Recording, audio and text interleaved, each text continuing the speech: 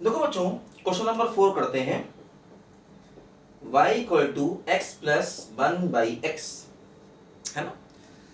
अब जैसे इसका अगर ग्राफ हम बना पाए तो बहुत अच्छा है, और नहीं बना पाए तो सिंपल इंक्रीजिंग डिक्रीजिंग से भी क्वेश्चन को हम निकाल सकते हैं, है ना। अगर हम इस फंक्शन का ग्राफ बना लें तो ठीक है, और नहीं बना पाए तो इसको इंक्रीजिंग एंड डिक्रीजिंग की हेल्प से हम निकाल सकते हैं। देखो ध्यान दो, जैसे अगर हम इसका डिफरेंशिएशन करें तो क्या होगा, 1 माइनस 1/x²। देखो क्या हुआ, ये हो गया x² माइनस 1/x²। ठीक है। अब देखो जैसे अगर हम इसका इंक्रीजिंग डिक्रीजिंग देखें तो क्या होगा, देखो ये हुआ x minus 1 into x plus 1 upon क्या हो गया बोलो, x²।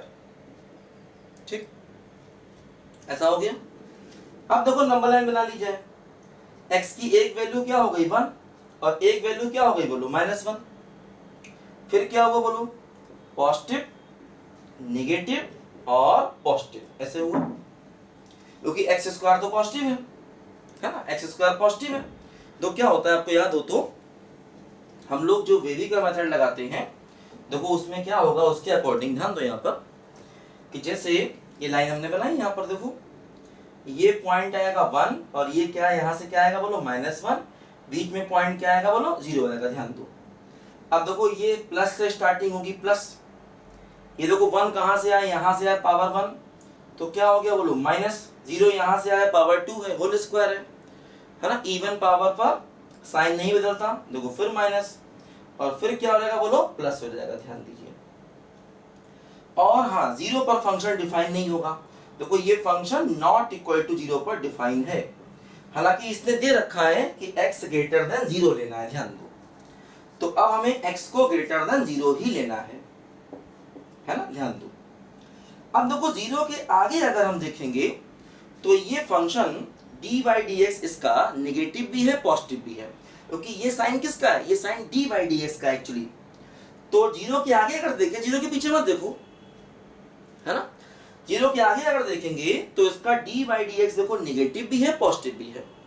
तो dy/dx जब नेगेटिव पॉजिटिव दोनों होता है तो फंक्शन मैनी वन होता है, क्योंकि 1 कब होता है, जब dy/dx हमेशा पॉजिटिव है ना, और या dy/dx हमेशा नेगेटिव। इन दोनों केसेस में फंक्शन क्या होता है 1 और अगर dy/dx थोड़ा पॉजिटिव थोड़ा नेगेटिव, जैसे यहाँ पर देखो हो रहा है dy/dx थोड़ा नेगेटिव है थोड़ा पॉजिटिव है, तो फंक्शन क्या बन जाता है बोलो मैनी वन। अब देखो यहाँ पर ये फंक्शन क्या बन गया बोलो, मैनी वन।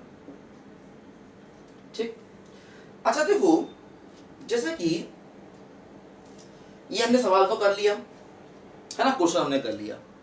अब देखो मैं तुमको एक इंपॉर्टेंट चीज और बताता हूं, जैसे मान लो अगर हमें इस फंक्शन का ग्राफ बनाना होता, जैसे मान लो इसी फंक्शन का अगर हमें ग्राफ चाहिए होता, ध्यान दो तो क्या होगा, देखो मान लो हमें इस पूरे फंक्शन का ग्राफ चाहिए, ये क्वेश्चन है y equal to x plus 1/x, है ना। इस पूरे फंक्शन का हमें मान लीजिए ग्राफ चाहिए है। ध्यान दीजिए, अब ये भूल जाओ x क्या दिया, अपना x लो, ये सवाल खत्म हो चुका। अब मैं इस सवाल से अलग हटके कुछ बात तो बातें बता रहा हूं। मान लो जैसे ये फंक्शन है, अब इसमें फंक्शन को देखते ही हम कह सकते हैं x 0 नहीं होगा, x नॉट इक्वल टू 0, क्योंकि 0 पर फंक्शन देखो ये डिफाइन नहीं है। ध्यान दो, अब देखो यहां पर क्या होगा, 0 पर देखो ये फंक्शन डिफाइन नहीं है, ठीक है। और अब देखो क्या करेंगे, इसका डिफरेंशिएशन करेंगे। डिफरेंशिएशन क्या होगा, 1 माइनस 1/x², तो dy/dx क्या हो गया बोलो, x² माइनस 1/x²। ठीक, अब देखो डिफरेंशिएशन वही अपना क्या होगा, इसके फैक्टर कर दो, x minus 1 x plus 1/x²। x की देखो वैल्यू क्या आ गई -1 और x की वैल्यू क्या आ गई बोलो +1, और देखो बीच में x की वैल्यू क्या आ गई 0 आ गई। ध्यान दो, फिर वही होगा देखो पॉजिटिव, और 1 पर देखो पावर ऑड है, साइन चेंज होगा, देखो नेगेटिव, 0 की पावर इवन है तो नेगेटिव ही रहेगा, और फिर पावर ऑड है पॉजिटिव। मतलब देखो क्या हुआ कि -1 के पीछे D by D x positive है, तो मतलब इंक्रीजिंग होगा फंक्शन। देखो कहां का इंक्रीजिंग होगा, -1 के पीछे इंक्रीजिंग होगा और 1 के आगे देखो फंक्शन इंक्रीजिंग होगा, ध्यान दीजिए, क्योंकि डी बाई डी एक्स -1 के पीछे पॉजिटिव है और 1 के आगे भी पॉजिटिव है, तो ये फंक्शन इंक्रीजिंग होगा -∞ से -1 और 1 से ∞। अच्छा अब देखो ये फंक्शन डिक्रीजिंग होगा, कहां से कहां डिक्रीजिंग होगा बोलो, देखो ये नेगेटिव है, -1 से 0 और 0 से 1। देखो 0 को शामिल नहीं करेंगे, ध्यान देना 0 को शामिल नहीं कर सकते क्योंकि 0 पर देखो फंक्शन डिफाइन नहीं, ध्यान देना, तो डिक्रीजिंग का इंटरवल देखो ये लिखेंगे, ध्यान देना, -1 से 0 और 0 से 1, ठीक है। अब देखो क्या होता है, मैंने बताया था पहले आपको, कई लोग यहाँ पर क्लोज इंटरवल लगाते हैं, उनका कहना है कि इंक्रीजिंग में भी -1 को शामिल करना चाहिए और डिक्रीजिंग में भी शामिल करना चाहिए, है ना। ये बात मैंने आपको बताई होगी एक बार कि कई लोग यहाँ पर क्लोज लगा देते हैं, कई लोग यहाँ ओपन लगा देते हैं, दोनों के अपने अपने व्यूज हैं, है ना, और दोनों ही मतलब हमें लगता है कि ठीक है। तो ये थोड़ा सा बहस का मुद्दा भी है कि भाई इंक्रीजिंग डिक्रीजिंग में यहाँ पर क्लोज लगाना चाहिए या ओपन, है ना। ये डिटेल से मैं आपको पॉइंट बताऊंगा, ये मैंने आपको पहले बताया होगा, मैं चेक कर लूंगा, अगर पहले बताया तो ठीक है, नहीं बताया तो आगे मैं ये पॉइंट जब एप्लीकेशन ऑफ डेरिवेटिव बताऊंगा तब डिटेल से बताऊंगा, इसकी अभी जरूरत नहीं है, यहाँ पर बता दिया मैंने आपको। इससे अगर आप ओपन लगाओ तो कोई ये ना कहे गलत है, गलत नहीं, गलत भी सही है, हालांकि एनसीईआरटी ओपन ही लगाती, ध्यान देना। खैर चलो देखो अब ध्यान दो, मतलब अगर ये सवाल 12th में आएगा तो तुम्हें ओपन लगाना होगा, ध्यान देना इस बात पे, एनसीईआरटी क्योंकि ओपन लगाती है। देखो अब क्या हुआ, देखो यहाँ पर -1 से 0, 0 से 1 तक डिक्रीजिंग और -∞ से -1 और 1 से ∞ तक क्या हो गया बोलो, इंक्रीजिंग, ध्यान दीजिए। देखो अब इसका हम लोग ग्राफ बनाएं, इस फंक्शन का हम लोग देखो ग्राफ प्लॉट करें। देखो क्या होगा, जैसे अगर हम इस फंक्शन की 0 पर लिमिट निकालें, क्योंकि 0 पर डिफाइन नहीं है लेकिन 0 पर लिमिट निकाल सकते हैं। देखो अगर हम इसकी 0 पर लिमिट निकालें तो क्या होगा, देखो अगर हम इसकी 0 पर राइट हैंड लिमिट निकालें तो x + 1/x, है ना। अगर हम इसकी 0 पर राइट हैंड लिमिट निकालें तो क्या होगा बोलो, x + 1/x। देखो 0 तो 0 हो गया, 1/x की लिमिट राइट हैंड साइड से 0 पर क्या होती है, इन्फिनिटी, तो आंसर इन्फिनिटी आ गया। अच्छा अब देखो अगर हम 0 पर इसकी लेफ्ट हैंड लिमिट निकालें तो x + 1/x, तो 0 पर वैल्यू 0 और 1/x की लिमिट 0 पर क्या हो जाएगी बोलो, -∞, तो आंसर क्या बन गया बोलो, -∞ बन गया, ध्यान दीजिए, ठीक। तो 0 पर राइट हैंड लिमिट हो गई +∞ और 0 पर लेफ्ट हैंड लिमिट क्या हो गई बोलो, -∞, ध्यान दीजिए यहाँ पर, ठीक है। अच्छा अब देखो यहाँ पर क्या होगा,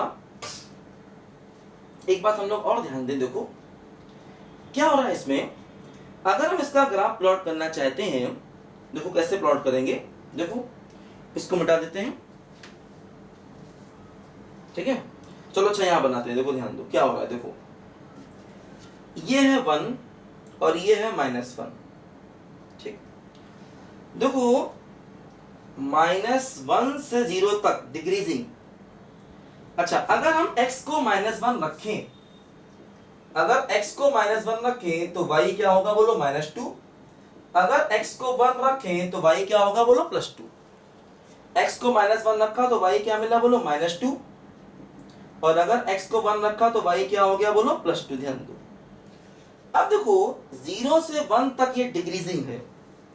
अच्छा 0 पर राइट हैंड लिमिट कितना है बोलो, इन्फिनिटी, तो देखो 0 पर राइट हैंड लिमिट इन्फिनिटी, 0 से 1 तक डिक्रीजिंग हुआ और 1 के आगे देखो हो गया इंक्रीजिंग, देखो ऐसे करके कुछ जाएगा। इसी प्रकार देखो -1 से 0 तक भी डिक्रीजिंग है, देखो -1 पर वैल्यू कितनी है, -2, ध्यान दो, है ना। x = 1 पर वैल्यू 2 है, देखो x = 1 पर y कितना हो गया बोलो, 2। 0 और 1 के बीच में डिक्रीजिंग और 1 के आगे देखो इंक्रीजिंग। इसी प्रकार देखो -1 और 0 के बीच में डिक्रीजिंग, ऐसे करके -1 और 0 के बीच में देखो डिक्रीजिंग, और हाँ -1 के पीछे क्या हो गया बोलो, इंक्रीजिंग, देखो ऐसे करके, ठीक। तो क्या हुआ देखो, -∞ से -1 तक ये हो गया इंक्रीजिंग, और -1 से 0 हो गया डिक्रीजिंग, 0 और 1 के बीच में भी देखो डिक्रीजिंग, और 1 के आगे क्या हो गया बोलो इंक्रीजिंग। ऐसे करके देखो ग्राफ इसका आ गया फंक्शन, ध्यान दो यहाँ पर। ठीक, ये फंक्शन का ग्राफ है। और हाँ एक बात और ध्यान दो, एक्चुअली क्या होता है अगर हम y बराबर x लाइन बनाए, ऐसे करके जाती है वो लाइन एक्चुअली इसका एसिम्पटोट होती है। हालांकि अब एसिम्पटोट की बात IIT ज्यादा करता नहीं है। देखो ये लाइन, ये अगर हम y बराबर x लाइन बनाए तो y बराबर x लाइन इसका एसिम्पटोट होता है, ध्यान रखना एसिम्पटोट। ठीक है, तो इस ग्राफ को अगर आप अच्छा होगा दिमाग में रखो, ऐसे बनता है ग्राफ। कई फायदे हैं, देखो जैसे आगे चल के देखेंगे x बराबर 1 पर आपको मिल गया लोकल मिनिमा, -1 पर क्या मिल गया देखो लोकल मैक्सिमा, है ना। ग्राफ आ गया, इंक्रीजिंग डिक्रीजिंग आ गया, रेंज आ गया, 1 1 1 2 आएगा। और हाँ इस फंक्शन का फायदा आगे भी कई सारे फंक्शन में रेंज निकालने में आता है। इस फंक्शन का यूज आगे भी कई सारे सवाल ऐसे आते हैं जहां पर हम इसका यूज रेंज निकालने में करते हैं, ध्यान दो। ठीक है, लिखो सब बच्चे ध्यान से इसको।